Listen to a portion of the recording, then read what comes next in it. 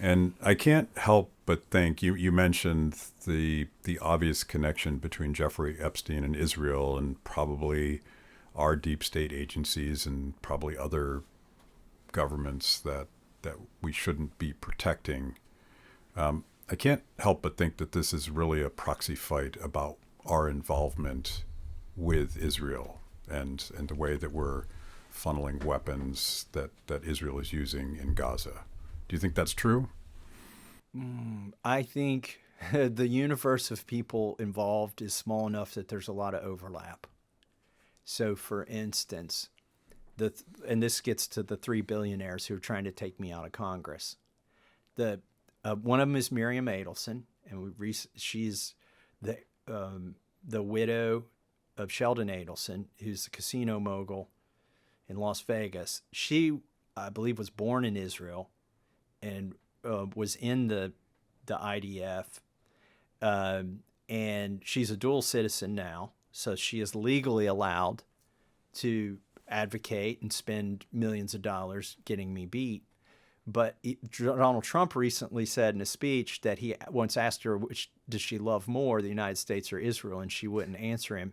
And he said he thinks that could mean maybe she loves Israel more than the United States. By the way, he said that in front of the Israeli parliament, which was probably even sweeter. Yeah, right. Yeah.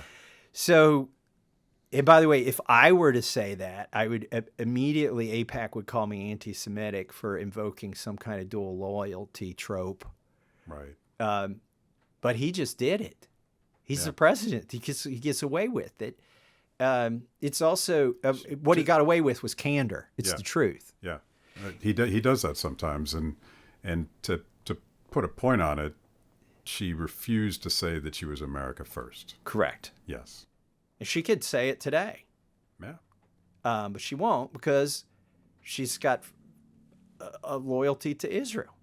And so the two other billionaires are Paul Singer, who interestingly is basically kept the Washington Free Beacon. It's a newspaper, if I'm being charitable.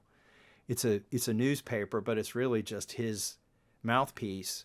He's put all the money in it to keep it going, and I don't think it was always considered a newspaper. I don't know. It may have been something else, but it's considered a newspaper now. So it probably has certain privileges and immunities of the press. But he recently came out with a hit piece. So I'm pointing out that three billionaires who've given millions of dollars to smear my name, what their motivations are.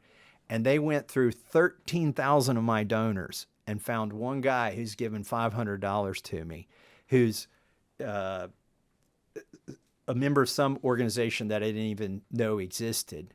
By the way, he gave me the $500, this is ironic, at an event hosted by the founder of Muslims for Trump. So literally there's a whole Muslim organization to help Trump in purple states like Michigan, okay, or Pennsylvania. This was actually in Pennsylvania, which was a swing state. And so this was part of Trump's coalition that got him elected, right? So I'm thinking, okay, it should be safe enough to go to an event hosted by the guy that started Muslims for Trump.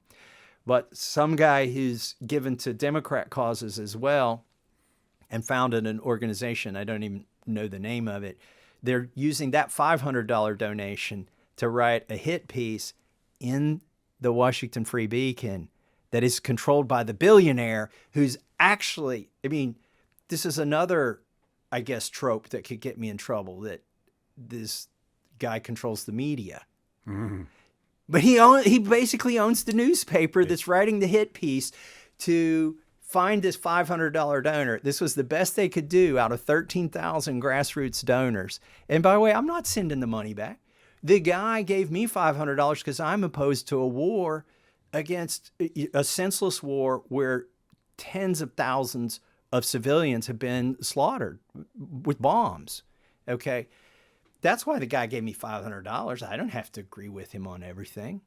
And I guarantee I don't. Yeah. I probably disagree with him more than I agree with him. I don't know. but that's an interesting aspect of this. And then you have, we talked about Miriam Adelson, the dual citizen, who even Trump believes she's more loyal to Israel than to the United States. She's one of the billionaires who's given over $2 million so far to take me out. One is Paul Singer, who controls the Washington Free Beacon, and he got this hit piece written about $500 because he didn't like seeing his name in the news because I'm putting it in the news. And then he's like a member of the World Economic Forum, and he's your consummate globalist. Probably he's got ties to military contractors too. Like, I don't want to get this wrong, but he has ownership in some of these companies, I think. And then it certainly holds stocks in them. And then John Paulson. This is the interesting one. Now, he's only given a mere $250,000 to the effort to take me out of Congress. He's like of the billionaires, he's the least of the billionaires. That's the least generous of the billionaires to their cause, which is to take out a true American first congressman. He is in Epstein's black book. And I love to point that out because this is why, when you said, does this relate to Gaza? Does the Epstein thing relate? The universe of billionaires is small enough that it's all related. The people that control the newspaper that's writing the hit piece are the same people that want the war to go on, are the same people trying to take me out, are friends and co-donors with people who knew Jeffrey Epstein enough that Jeffrey Epstein had their personal cell numbers in his black book. It doesn't mean that John Paulson, had sex with women, non-consensual sex, or sex trafficked. It doesn't even mean he was at the island. It just means that he was one of maybe 500 or 1,000 people that Jeffrey Epstein was concerned with enough to have his personal contact information. Thank you for watching Kibbe on Liberty. You can watch new episodes every Wednesday anywhere that you consume podcasts, on YouTube, on Apple, on Spotify, whatever. Watch, click, like, check it out.